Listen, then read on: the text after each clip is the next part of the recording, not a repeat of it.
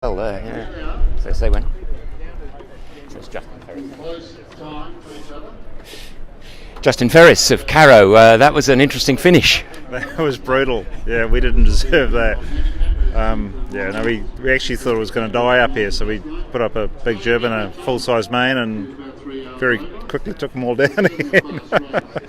So that was tough. Didn't have to resort to the storm jib. No. We made do. We was blowing so hard we couldn't actually pull the sails down. We just had to live with what we had. So yeah, we got it. We got here, so that was good. So how do you do it? Tell us about that. You say you can't pull the sails down, then you've got what, full main and then a 3 or something? I mean, how do you manage it? We had a J4 and a reef in the main, and then when it blew 50, we didn't know. If you try pulling them down, they're going to break. So you're better off just leaving them up and dealing with it. So other than that, the rest of the race is pretty good. It was a cracker, absolute cracker. Yeah, no, wasn't quite our conditions, and we sort of felt like we were always running into lighter airs, and the boats behind were coming up to us all the time. But what an awesome sail! Just last night we were ripping doing 25 knots boat speed. We had Warrior 1 within 3 or 4 boat lengths of us for hours, and we would change sails. We'd both change sails at the same time. We both blew out sails at the same time. And we went around Tasman Island 2 miles apart. So fantastic. Not your year this year in terms of Hobart, but you've really sort of stirred things up in the TP52 realm with this. Another boat that looks really ready for this sort of stuff. Yeah, well, this boat was built for offshore sailing. The first race was meant to be the Hobart in 2020, but obviously COVID got in the way of that. It fits the Australian racing scene perfectly because it can be an inshore boat, and it's tough enough to go offshore. So it's. And if you're looking at the offshore TPs, what are the sort of latest mods that are on this that say aren't on Ichiban and so on? What things are changing, or are they minor tweaks? I think the biggest difference probably with this boat with the rest of the fleet is we were built with water ballast right from the get-go, and it allows us to sail with a lot less people.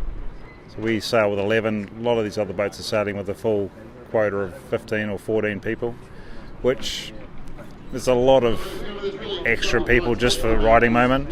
And the reason we don't want to sail with 15 is because we all like to sit around the same dinner table. So 15. Very good. So it's all to do with the size of the table. Yeah, exactly. Well, it's all about having the smaller group is an easier fit.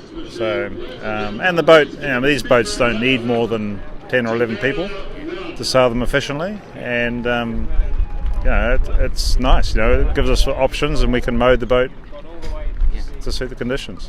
And it's not just the weight of the extra people too, but I mean they've got to come with water, with bags, with food and everything, so it's all adding up, isn't it? Yeah, they have to come with a life raft as well. And the great thing about the 6 guys that we have sitting in our water tanks is they don't ever get up to go to the toilet, they don't need feeding, they don't drink beer. So sounds optimal. How much water? We've got just over 500 litres of water. So what would that weigh roughly? 500 kilos. Yes, I suppose so. Yeah. Water a kilo. Yeah, exactly. Yeah, and then you can just dispense with that pretty quickly. So if you're tacking and so on, how long does it take you to run that cycle? We transfer it in about 40 seconds from side to side. So it fills pretty quickly, drains pretty quickly. So it's all electronically controlled. It's all push buttons. So it's a very simple system. Yeah. And other than that, much the same. Everybody at the back of the boat on those downwind running days, and pretty flat forward.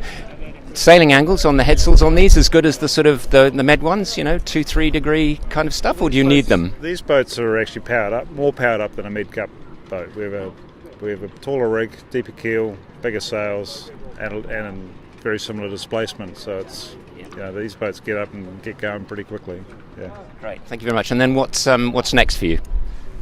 For me or for the boat? For the boat, we are putting it on a ship, and it goes back to Europe for a season in Europe. We're trying to finish off a few things we missed out in last year or the year before, and so we'll go and do Dralia, Fastnet and Middle Sea, and might have one or two others in the mix there. Right, well, it's lovely to see some change in